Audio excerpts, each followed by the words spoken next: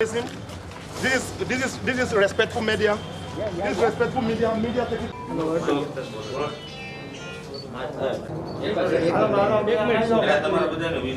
कुछ दिन पहले सिटी सी में एक चीटिंग और फ्रॉड का गुना दाखिल हुआ था। इसमें जो मुख्य आरोपी हैं मोहित और जतिन, जिनको सिटी सी की टीम ने अटक कर लिया है।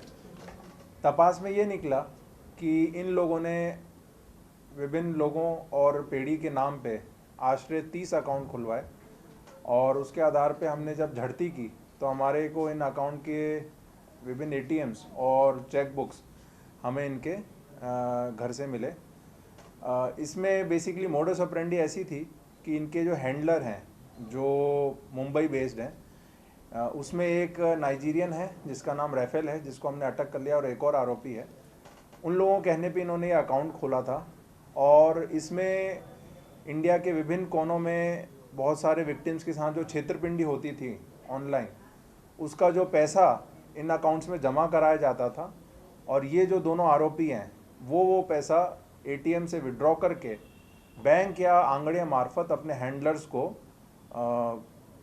मुंबई भेजते थे। पिछले 3 महीने में हमारी तपास में जो लिखा है, प्राथमिक निकला है, वो ये है कि आश्रय 7 करोड़ जितना पैसा इन अकाउंट्स में आया और इन्होंने निकाल के ट्रांसफ़र करके इन्होंने ये पैसा मुंबई भेजा। लगभग इसमें 20 के आसपास भोग भंडार होंगे।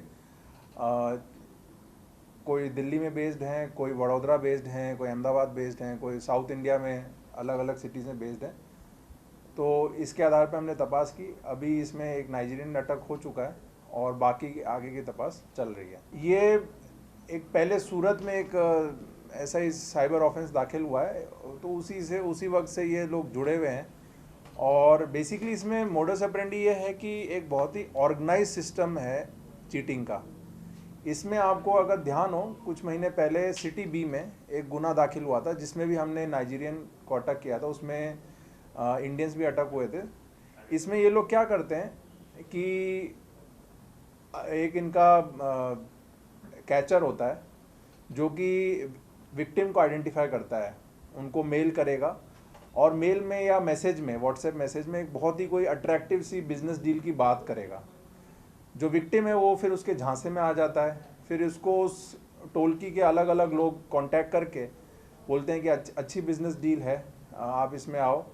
फिर वो उसमें धीरे धीरे इन्वॉल्व होता है और फिर आखिरी में वो उसका अलग अलग अकाउंट्स में पेमेंट कराते हैं और बाद में कोई माल मिलता भी नहीं है। तो ऐसा ही एमओ जो है मोडस ऑपरेंडी, वो सिटी बी डिवीज़न में गुना दाखिल हुआ उसमें था।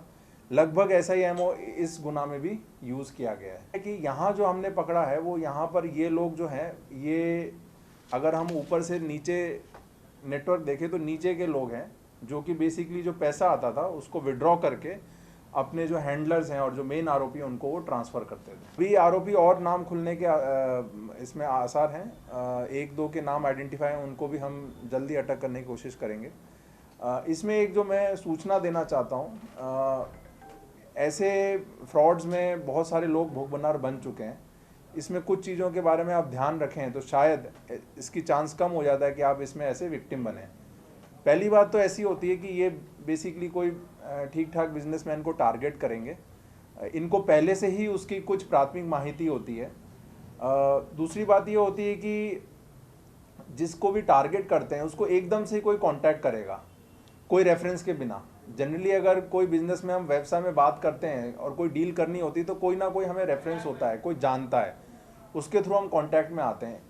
ऐसे केसेस में एकदम से ही आपको कोई मेल आएगा कि ये देखो एक ऐसी डील है, कर लेते हैं, बहुत अच्छे टर्म्स होंगे उसमें, तो आदमी लालच में आके उसमें पड़ जाता है। तो इसलिए उस बात की सावधानी रखें कि एकदम से बिना कोई रेफरेंस के, बिना कोई आपके जानकारी का अगर आपको कांटेक्ट कर रहा है तो उन लोगों से आप थोड़ा सावधान रहें। तीसरी बात होती है इसमें ज़रूर कोई ना कोई फॉरेन एंगल होता है। फॉरेन एंगल मतलब कि कोई ऐसा बोलेगा कि हम यूरोप की कोई कंपनी है, यूरोप से कोई आदमी बात कर रहा है, हमें माल इंडिया में यहाँ मिलता है, हमें माल चाहिए, आप इसको प्रोक्योर करें, हम आपको अच्छे रिटर्न देंगे। तो तीसरी बात ये है।